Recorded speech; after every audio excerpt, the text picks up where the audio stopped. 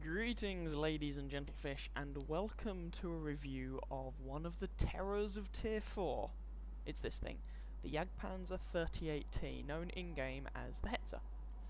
This is a Tier 4 German tank destroyer, and it is infamous for being one of those machines that experienced players like to keep around, and when they're bored, jump into a Tier 4 game in it and wreck people's faces. It has received nerfs in a couple of subsequent patches, mainly regarding some of the ammunition this thing can fire, but it is still a very, very strong, very powerful machine, capable of holding its own in even when bottom tier, even in a tier 6 game. So what do you get with this thing? Well, 270 health is pretty much par for the course for most for a lot of tier 4 tank destroyers. The engine power of 220 horsepower on a 17-ton tank is a little bit weedy, and that's the top engine. So one thing you'll notice is that although it's got a speed limit of 42 kilometers an hour, you'll very rarely be reaching that. So this is a little bit sluggish to move around. The traverse speed is not too bad, however, at 30 degrees a second, and actually when you're playing it, I find this feels a lot more. The hull armour is 60mm on the front, garbage on the sides, and utter trash on the rear. But it's that 60mm of frontal armour, and I'll get back to this later, but that's one of the big things about this tank. The gun traverse speed really doesn't matter because, well, with the tank destroyer you're not really worried about how fast the gun can traverse in its limited firing arc, you're worried about how big that firing arc is. In the case of the Hetzer, I must grant you, the arc is not huge and it is slightly asymmetrical, so you get slightly more coverage on this side of the tank, on the right hand side of the tank, than you do on the left hand side of the tank. Signal range of 615 isn't too bad. Now, the gun selection.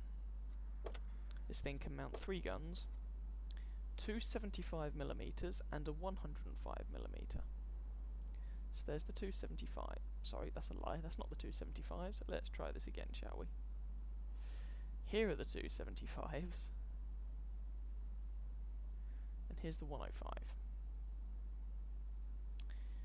So on the left hand side, we have the stock gun. 75mm gun, pack L43. This is the stock gun. It's not terrible as far as stock guns go, and you won't have any of the other guns unlocked at the time when you play this. You will have to use this gun, but it's not a terrible gun to use. 15.38 rounds per minute, which is really good. 103 penetration, which is okay, but nothing particularly special. 139 with APCR. 110 average damage. 0.39 accuracy, which isn't great. 1.7 second aiming time, which is very good. But you will eventually unlock this thing, which is basically an upgrade over the stock gun. Same rate of fire, slightly better penetration on both its armor-piercing and armor-piercing composite rigid ammunition. More accurate. Okay, it's fractionally heavier, but it's basically an upgrade of that. So you're only going to use this to grind out some modules, including that 75mm gun. So let's get a shot of that. So that leaves 2 guns, 75mm gun and the howitzer. So which one of these should you use? Well, I want to say it depends on your playstyle, and there's a genuine choice of guns. But I'm not going to say that, because I don't think it depends on your playstyle. So this gun has 110mm of penetration, the 75mm gun, 158 with premium ammunition. If you use this gun, you are shortchanging yourself, and you are doing so because the one of the other Tier 4 German tank destroyers is the Marder 38T, and that thing can only use these 75mm guns. And its 75mm guns are better than this gun. So if you want to stay back and you want to snipe, you will do much better in the Marder 38T. So why play this? There's even a bridging vehicle to let you get onto this tank destroyer line if you want to from the Marder 38T. I wouldn't necessarily recommend you do that, but there is a bridging vehicle. So in my opinion, this gun on this tank is not the gun you want to be using. You're only going to use it to grind out modules. I think this is the moneymaker. 10.5 centimeter L28. This is a howitzer. This is the German 105mm Tier 5 howitzer. Just under 7 rounds a minute, which isn't too shabby. 64 pen with AP, not great. 104 with heat ammo and 53 with high explosive. 350 average damage for both AP and heat. 410 with high explosive. Accuracy is garbage, but a 1.7 second aiming time. So what this means is, when you combine this gun with the 60mm of frontal armour, the respectable traverse speed, and it feels a lot better than that, and a gun that has a good aim time, even though it's got a narrow gun traverse, this tank destroyer goes from being your stereotypical support sniping tank destroyer to being an assault gun, a line breaker, one-shotting tanks here and there if it's top tier, and it's lethal when it's allowed to do that. So I think this is the gun you really want to be using on this tank, in my opinion. Quick note on the grind. What's it like? Well, if you're going the German tank destroyer route, you start off in the Panzerjäger 1, which is actually not a bad machine. Armour's rubbish, but it gets a good gun selection. There's 2 genuine choices of gun to mount on that thing, and it's not a bad machine. You then move on to the Marder 2, which a lot of people don't like, and the people who don't like it tend to be the people who remember this thing from way back when, before it got nerfed repeatedly, patch after patch after patch. This was a favourite, again, of experienced tankers to mess around with at tier 3 and have a lot of fun with. The gun selection is now comparatively inaccurate. I must admit, I played it and I actually had a lot of fun in it and did well in it, so I never played it pre-nerf, if you will, so I actually think it's not a bad machine. And from there you move to the Hetzer. So when you get to the Hetzer, you will only have the stock gun upgrade unlocked. You won't have either of these two. Will you have any of the radios? That's just on the Hetzer. That's the stock one, and that's just on the Hetzer. The radios are just mountable on the Hetzer. This is based on the Panzer 38T, so it's a Czechoslovakian vehicle, so you find a lot of modules don't carry over onto other tanks. Example, top engine, only mounted on the Hetzer. Next engine down, Hetzer only. Next engine down, also mounted on the Panzer 38T. So if you've played the 38T, you'll have the second of 4 engines. If you haven't, you'll be stuck with the stock engine. So it's entirely possible you will have to play this tank completely stock. What's it like completely stock? Well, the gun's okay, but it's really sluggish. 100 horsepower? I mean, I was talking about the 220 horsepower engine and it's still not being particularly quick. But a 100 horsepower engine, that's just painful. And so I would, if I were you, prioritise these engines. I mean, they don't cost a huge amount of XP to get. 120, 400, 850. The XP requirements are not massive. But the gun upgrade from this 75mm to this 75mm is comparatively small, although you could just not bother unlocking that at all and just go straight for the 105. I wouldn't advise doing that, however, because when you get to the Stug at tier 5, you will want to get this top 75mm gun, and to get that you'll have to go through this 75mm gun. So you do want to unlock this gun on this tank, but you could unlock this one first if you wanted. And you may not even use that one, but you will want to have it unlocked on the next machine.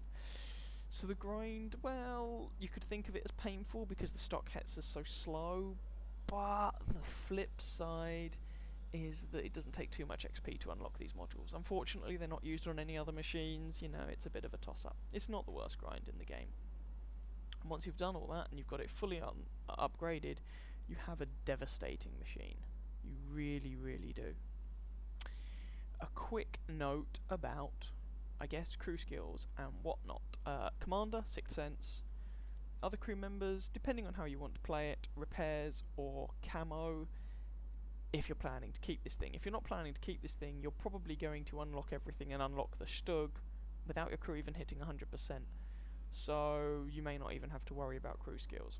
Equipment, well, you could go with the Pauper setup that I used, camo net, binos, toolbox. But if you're going to keep this and you're going to use the howitzer, I wouldn't necessarily recommend it. What would I recommend? I would recommend the... What would I recommend? Gun rammer, increase the DPM. Improved vents, just generally increase your crew, and then it's kind of up to you. You could say a toolbox to put your tracks on faster, because this thing does not like being flanked. The side armour is utter garbage. Gun laying drive you might find useful, but frankly your aiming time is already very, very good.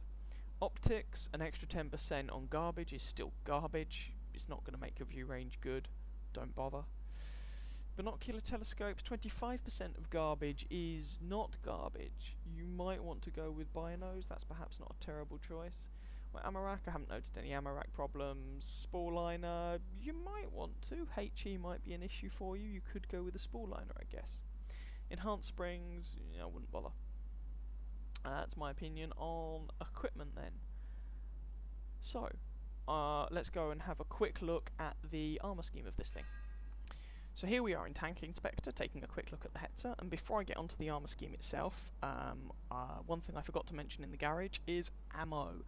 If you're using the howitzer, this thing gets 20 shells. That's not many, so don't be afraid to pack a couple of heat shells to kind of deal with things like Matildas reliably and regularly, because otherwise you may well run out of ammo if you really have to carry a game and carry it hard.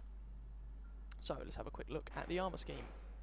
Alright, you can see rear armour, garbage. Side armour, garbage. Front. You want to point the front of your tank at the enemy at all times. So, what are we dealing with? Well, it's 60mm, and it's 60mm all over, and it's very well sloped. Any shots at your gun mantler, forget it, basically. Apart from some very high penetration tier 5 and 6 guns, it's basically not going to happen. This is a waste of time.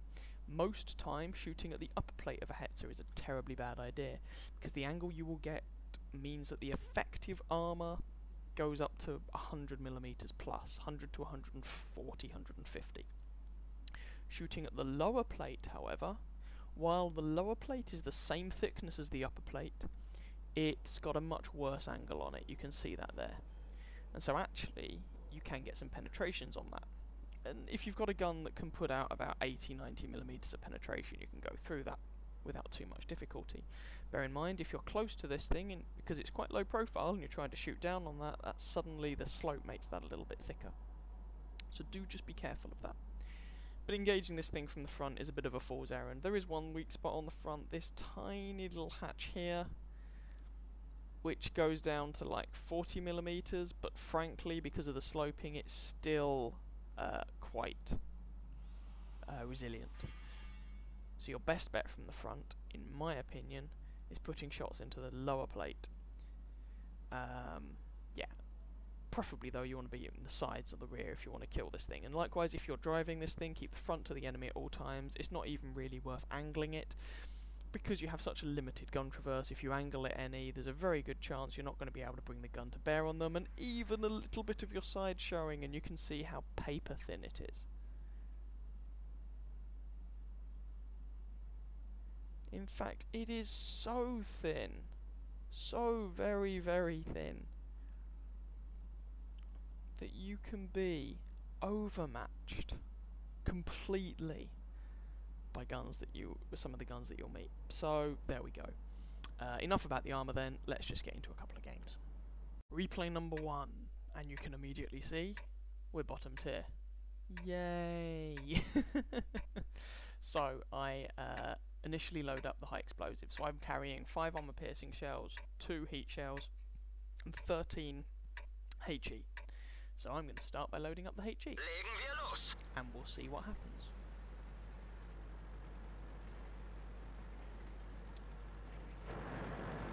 Loaded. So it's around, let's say it's about 7 rounds a minute, which isn't too bad. Now we're bottom tier. Our frontal armour is good, but, if a KV-1S hits us, we're dead. If a KV-2 hits us, we're dead. If the SU-100 hits us, we're dead. It goes on and on. Our armour might be good, but it's not good in this sort of matchmaking. But there we go. Anyway, with the howitzer, we can quite happily hurt all the tanks on the enemy team, which is nice. So we're just going to see what we can do. And a lot of the replays I'm going to show you, are going to give you an idea of the sort of teams I've had to put up with the last few weeks. It's been interesting. Let's put it that way. It's been interesting. So I'm initially, sorry, I should say this is an assault game on Corellia, and we're on the attacking team. So I'm initially going to come up to this point and try and get like a shot off and then run away. This is not a 100% crew, I should also say. But this is a fully upgraded tank with the howitzer. Ooh, there's some bad guys. Can I get a shot on any of them? Not really. It's quite low profile, so my gun depression, it's not the worst in the world, but it's nothing special. I'm trying to give these guys assistance where I can. Desperately trying, but it's just not really working. And there's a Churchill 1 who appears to be trying to go around the side of us, which is a little bit of a problem. So, oh good lord, SU-100. Okay, sorry, SU-85, and aim, and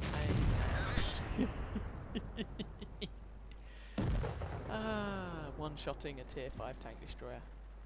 Always amusing.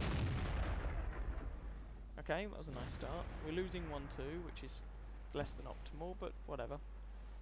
I'm trying not to just get shot up by these guys here. Churchill doesn't appear to be looking at me. Oh, KV-1S derps the Churchill to death. Oh, it takes a massive hit in return. That artillery, or possibly the SU-100Y on their team. Oh dear. Well, I'm glad I didn't take that hit. So if you're using the guide that do your hit points in damage in a game and you're doing alright, then I've already done that to a higher tier tank. Which is always amusing, in one shot. You know, these derp guns, these howitzers, they do have their comical moments, their advantages. Oh, T-150. And take out his chaps. You could say, why aren't you loading the heat ammo? Well, because the penetration on the heat ammo isn't exactly brilliant. I'd stand a very good chance of just bouncing, or having it eaten by his tracks or something like that, so I'm just sticking with the high explosive ammo. There's a reason why it's the most common ammunition type I carry on this, and if anything I would advise you guys to not carry as much armor piercing as I do, because the penetration difference between the armor piercing and the high explosive isn't actually that much.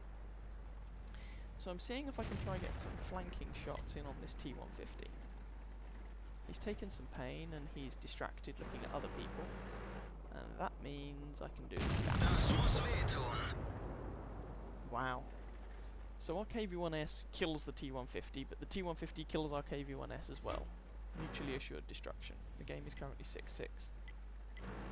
There's a T-34. I put, you know, take off about half his remaining health with a HE shell.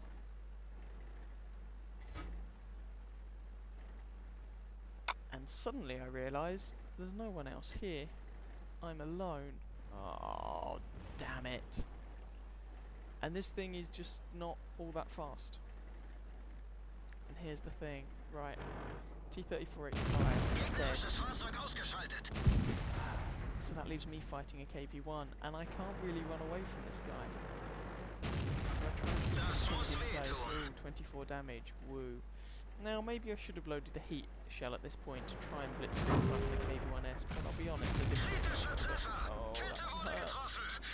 I probably would have died anyway, but oh, he's probably going to be able to put a shot through my front arm.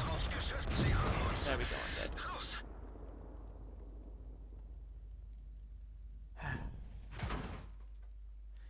But it looks like he may well die for his troubles, which will be nice. There's just under 5 minutes of this game left. I'm not going to make you watch the rest of it, because that's kind of missing the point. So, what did we do there? Tier 4 tank, Tier 6 game. We one-shotted a Tier 5 tank destroyer. We did some damage to and then finished off a Tier 6 medium tank. We put some damage into a Tier 6 heavy tank. We put some damage into a Tier 5 heavy tank. That's not a bad showing. Our team does actually eventually go on to lose this game because, yay, awesome teams. But we put in a good showing ourselves, and we actually got top XP out of this game. despite the fact that we were bottom tier. Neat. So, if you have a look at the post-game stats, then we'll move on to the next game.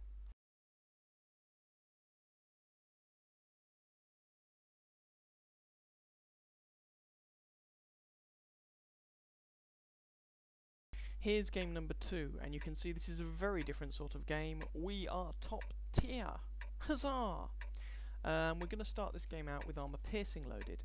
I tend to start out with armour piercing if it's a tier 4 game most of the time.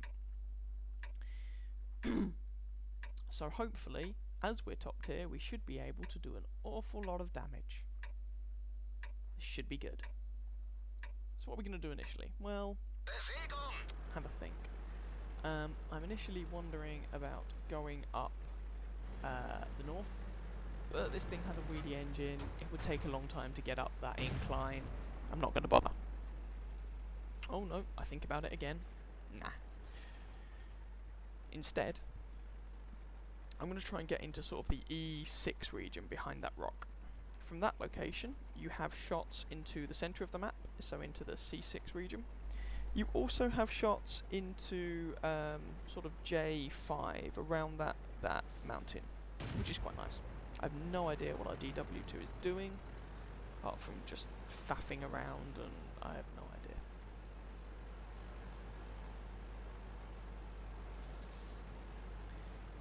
So I like this position, it's quite flexible, and we're basically just going to see what we can do. And hopefully we can have a positive impact on this game. We should be able to, top tier. I wouldn't be showing it to you if it was a complete failure, let's be honest. You wouldn't learn anything if it were. So, here we go. Into some bushes. And a light tank's already been spotted up north. Oh, good lord. Okay.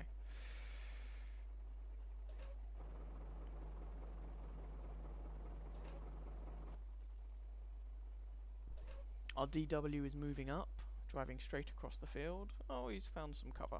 Fair enough. Hopefully he's not just going to die. And we managed to kill that looks. Okay. I switched to high explosive because these are shots at range and the armour piercing penetration fall off with range, and there we go. Take off a nice chunk of health from that DW2 by hitting him by the look of it in the turret.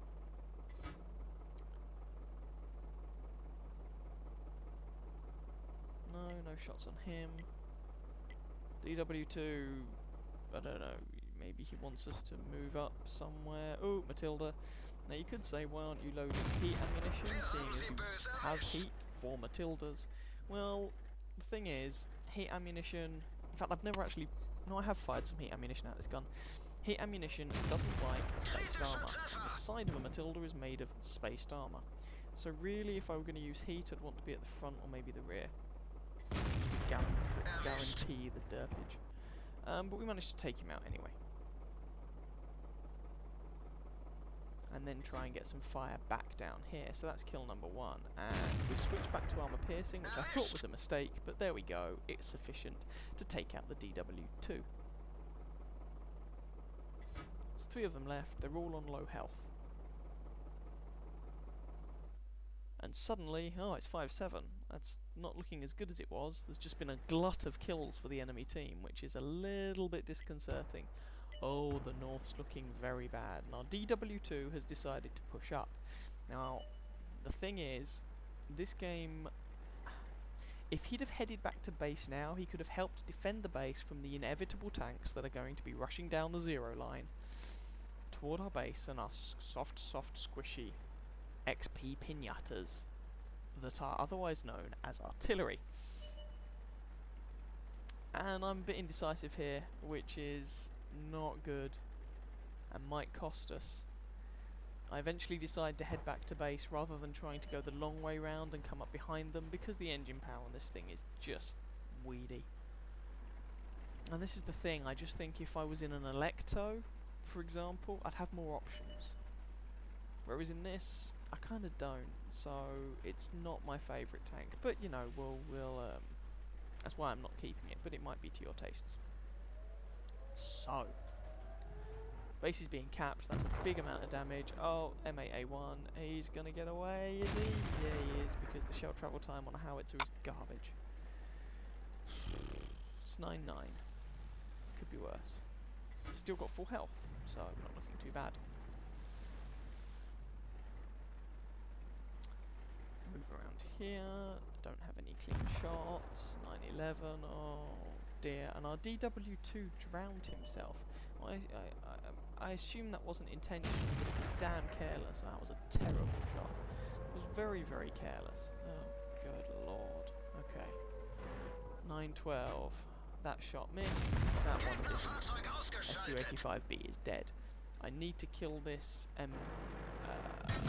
this TD. Take a shot to the side. Dirt the M8A1 in the face. And that shot to the side was actually from artillery, who take out most of my health, which is a problem. So, worried about this Hetzer, but he makes my life easier by giving me his side. And medium 3 hits me, sets me on fire, takes out my engine, repair that and get rid of the fire. And maybe you would want to take preventative maintenance on this tank. Even though it's a perk and only comes into effect when it's at 100%, just because this thing seems to catch on fire.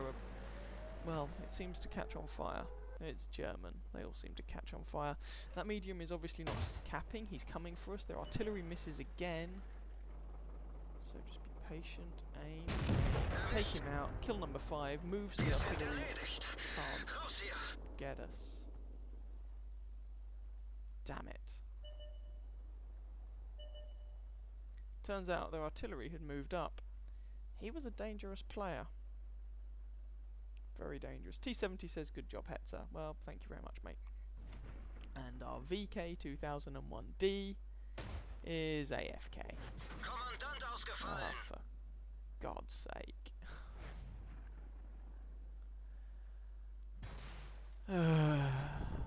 Never mind. Hopefully you did get to see in that game that the Hetzer can just inflict an awful lot of damage if it's top tier. It can inflict a respectable amount of damage if it's not top tier, but if it's top tier, it's hilarious. So, yeah, have a look at some post-game stats, and we'll just go back to the garage for some concluding remarks.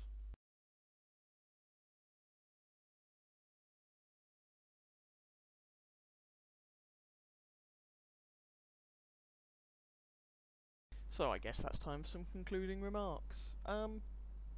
Overall, this machine is lethal. Let's not make any qualms about that. This is deadly. It's a very popular machine for a reason. If you are facing one of these, you need to treat it with a lot of respect, regardless of what tier you are. And if you are the driver of this, while you shouldn't let it go to your head, you should be aware that you can inflict an awful lot of damage and wreck a lot of people's days. It really is a very powerful machine indeed. Am I going to keep it? Well, as you can already see, I've moved my crew on. No, I'm not keeping this. Why? Well, I already have a tank destroyer at tier 4. I have the Electo.